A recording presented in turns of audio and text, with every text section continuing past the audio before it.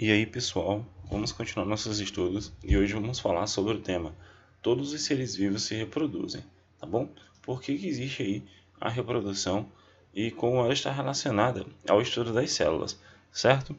Então, no núcleo das células dos eucariontes, que a gente estudou na última aula, e os procariontes, né, quando está ali misturado no citoplasma, o material genético que a gente falou, ele pode estar guardado, né, por uma carioteca, tá protegido ou não, ele pode estar espalhado, certo? Esse material genético a gente conhece como DNA, tá bom? É o DNA. Isso é uma sigla por um nome bem complicado chamado ácido desoxirribonucleico.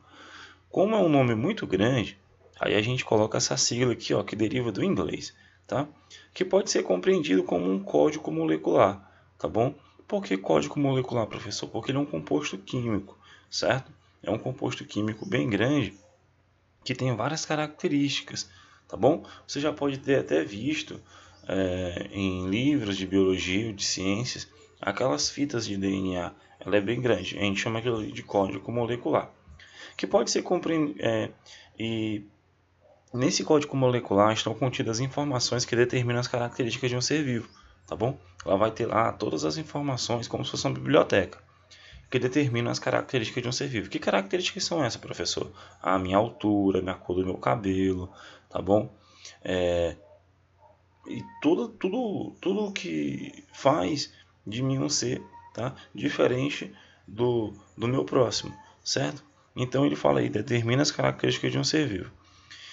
Por isso que o DNA é diferente para cada pessoa, tá bom? Se falar o DNA é um constituinte químico dos genes, certo?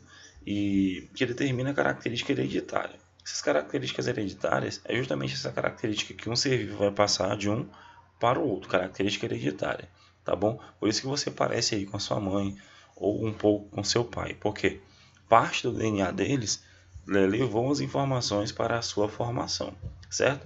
Então, é os genes, né? O DNA faz parte dos genes aí, que são determinantes nas características hereditárias. E aquelas características que você passa aí de pai para filho, tá? E elas são transferidas, tá bom? De um ser humano para o outro. Nós temos também o ácido RNA, tá? Que é o ácido ribonucleico, tá bom? É um outro ácido, assim como o DNA. Ele tem a sua importância, tá? É uma molécula importante para a determinação das características, então ele trabalha juntamente aí com o DNA. É uma molécula importante na determinação das características pelo trabalho que realiza na produção de proteínas, tá bom, pessoal? A gente vai estudar nas substâncias orgânicas o que é uma proteína, mas ela é uma molécula química muito importante para a nossa constituição física, para o nosso corpo. Boa parte do nosso corpo é formada por proteínas, por exemplo, nossos músculos, tá bom? O próprio DNA, né? Então, a gente tem aí as proteínas como células muito importantes e são produzidas, sintetizadas a partir desse cara aqui, que é o RNA, que é uma outra sigla para um nome complicado, que no caso é o ácido ribonucleico. A passagem dos genes, tá bom?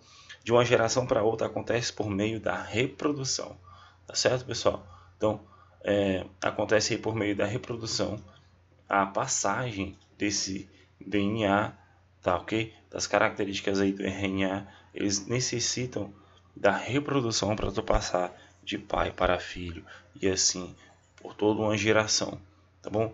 Então a gente necessita entender como é que a reprodução ela se processa.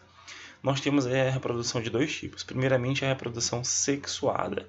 Ocorre quando machos e fêmeas de uma mesma espécie, pessoal. Muito interessante frisar isso, tá? De uma mesma espécie. Produzem, né, células reprodutivas, que são chamadas de gametas, tá? Você já deve ter estudado isso em outras séries do fundamental, que temos aí o gameta proveniente do macho e o gameta proveniente das fêmeas, certo? Vamos já revisar tudo isso.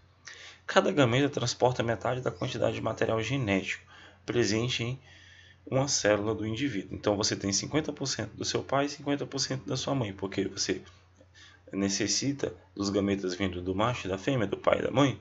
Então você tem metade do material genético de cada um, tá? Acontece na maioria das espécies, incluindo plantas e animais. Sim, os animais apresentam aí reprodução sexuada. E as plantas também, pessoal, por incrível que pareça, elas têm reprodução sexuada. Tem a planta macho, a planta fêmea, tá? E também existem outros casos, né? Onde aí existe a liberação da célula masculina e da célula feminina na planta, tá? A gente vai estudar isso lá na reprodução das plantas e também na reprodução dos animais. Vamos lá. Chama-se fecundação ao encontro de gametas masculinas e femininas. Então, o macho e a fêmea, durante a reprodução, eles vão liberar essas células, que são os gametas, e elas precisam se encontrar. Quando elas se encontram, o nome desse processo é chamado de fecundação, tá? É o encontro dos gametas masculinos e femininos. Dela surge uma célula ovo, que é chamada de zigoto, que se dividirá muitas vezes, gerando novas células que formarão um novo ser vivo. Este terá metade do material genético da mãe e metade do material genético do pai. Então é assim que acontece a reprodução. As células se encontram, tá? Células masculina e feminina, formam uma célula ovo, que a gente chama de zigoto, que vai ter metade do material da mãe e metade do material genético do pai, que no caso é o DNA, tá? Se não me engano, sim, aqui eu tenho aqui um exemplo de animais. Eu tenho um mico-leão dourado, eu tenho um macho e tenho uma fêmea, tá? Durante a reprodução, o macho vai liberar um dos gametas, que é chamado de espermatozoide. Esse cara aqui, ó, lembra bem, o espermatozoide é o gameta masculino, proveniente do macho, gente, ó.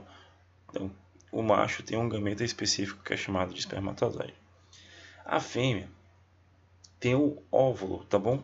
Foi colocado aqui como ovócito, mas é o óvulo que ela libera. Então ela libera essa célula aqui e o macho libera essa célula, tá? Então lá dentro do organismo da fêmea, ela vai ter a fecundação, que é justamente, ó, o encontro dessas duas células liberadas pelo macho e pela fêmea. Vai ter o encontro, elas vão se unir e vão formar o que a gente chamou de zigoto ou célula ovo, tá?